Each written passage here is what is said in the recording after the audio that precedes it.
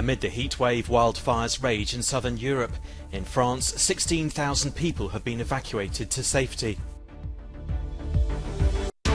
8 people have been killed in a plane crash near the Greek city of Kavala. The cargo aircraft had taken off from Serbia and was heading to Bangladesh with explosives. Ukraine says its military is advancing confidently towards Kherson, while cleanup is underway in the town of Chuhuiv, where a Russian strike killed 3.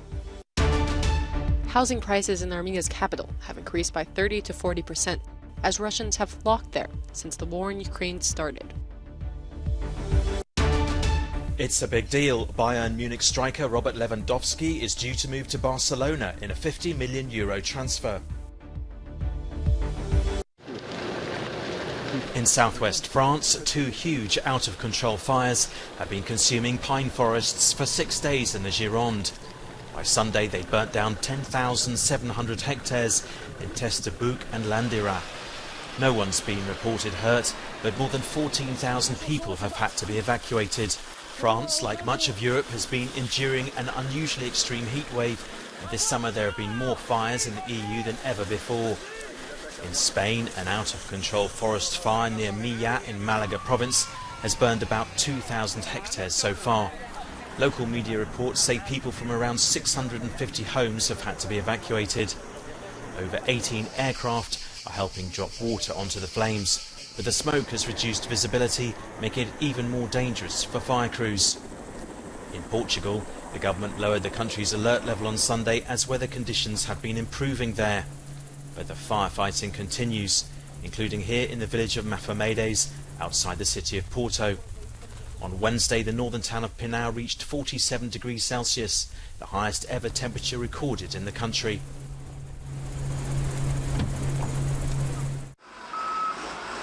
Buildings decimated.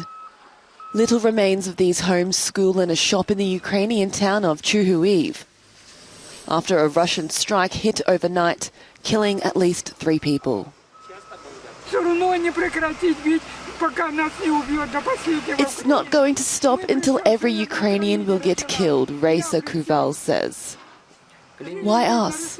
Just because I was born in Ukraine? Why me? We were living peacefully and they tore apart mother from father, child from mother, brother from sister.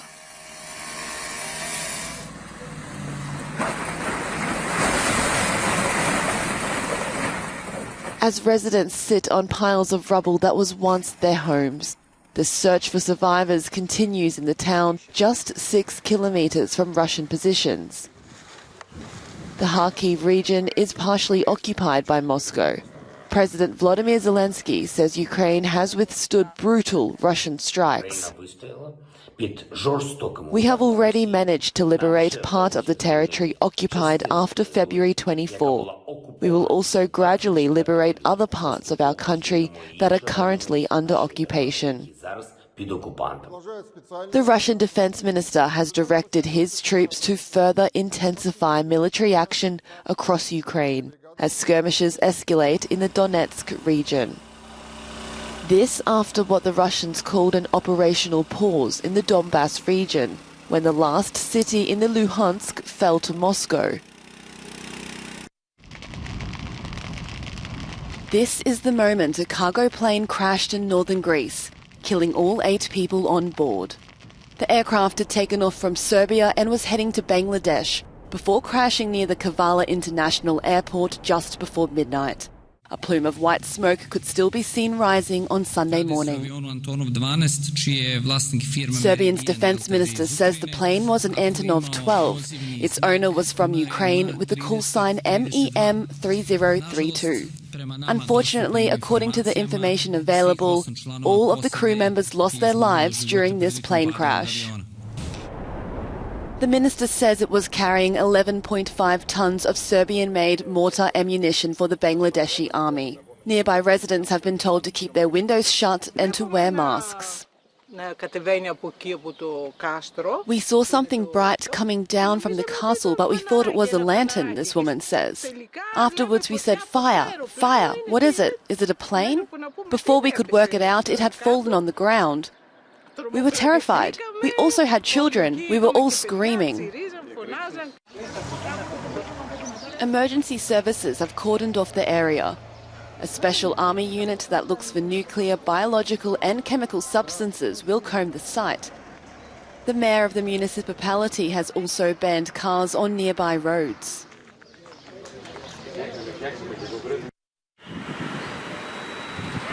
Renters in Armenia are starting to feel the impact of the war in Ukraine on their wallets, as hundreds of thousands of Russians fled their home country after the fighting started. And Armenia was one of their top destinations. We've had many clients coming from Russia and starting from March, Ukraine and Belarus as well, but the main wave is from Russia. They started renting apartments and the rates started going up. The rent prices are now 30 to 40% more than before. Примерно на 30-40% сейчас цены на аренду стоят дороже, чем было прежде. Some landlords are terminating existing contracts with their tenants to try to rent out their apartments for a higher price. One Armenian renter said, "If I want to rent an apartment for approximately 600 euros 3 months ago, I could find a nice apartment in the center, 1 bedroom. And now, the same apartment will cost around 1,200 euros. За 600 однокомнатную. А сейчас та же самая квартира будет стоить где-то приблизительно 1200. The cost of purchasing a property is also increasing. Compared to last year, the price to buy an apartment has increased by 20%, and the number of sales has increased by 10%. Flash floods in southwest and northwest China have left at least a dozen dead and put thousands of others in harm's way, state media reported on Sunday. In the southwestern province of Sichuan, at least 6 people have died and another 12 are missing after torrential rain triggered flash floods, it reported. Some 1,300 people had been evacuated as of Saturday, the report said. Meanwhile, in Longnan City, in the northwestern province of Gansu, another 6 deaths were reported. 3,000 people have been evacuated. Experts say extreme weather events are becoming more likely because of climate change. Warmer air can store more water, leading to bigger cloudbursts when it's released. The flooding adds to China's economic problems that have been brought on partly by stringent zero-COVID measures that have restricted travel and disrupted supply chains.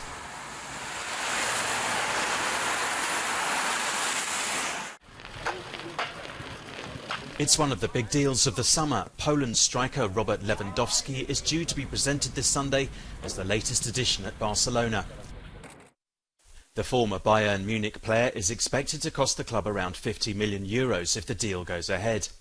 In the past 46 games for Bayern, he scored 50 goals, helping them secure a 10th win in a row in the Bundesliga. In Catalonia, he'll join Brazil international Rafinha, who was signed up last week also for around €50 million. But next month, Lewandowski will be 34. And Bayern Munich CEO Oliver Kahn said he believed his proposed transfer fee is exorbitantly high. Lewandowski's often been teased for his approach to mealtimes, as he eats his dessert before his main course, a quirk that comes from his partner, who's a nutritionist.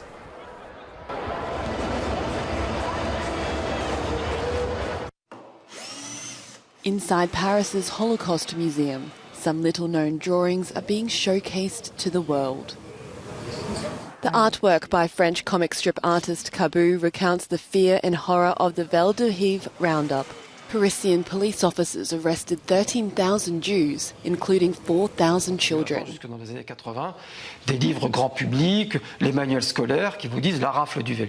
We continued to have these books for the general public up until the 1980s. These school books that would tell you it was German soldiers that did this, Laurent Joly, a director of research, says. But these drawings by Cabu show only French policemen because this is the historical truth.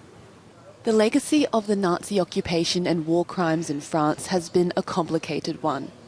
And it was not until 1995 that the government acknowledged the complicity of the French in Nazi atrocities, such as the deportation and wholesale murder of Jews in France. The exhibition runs until November.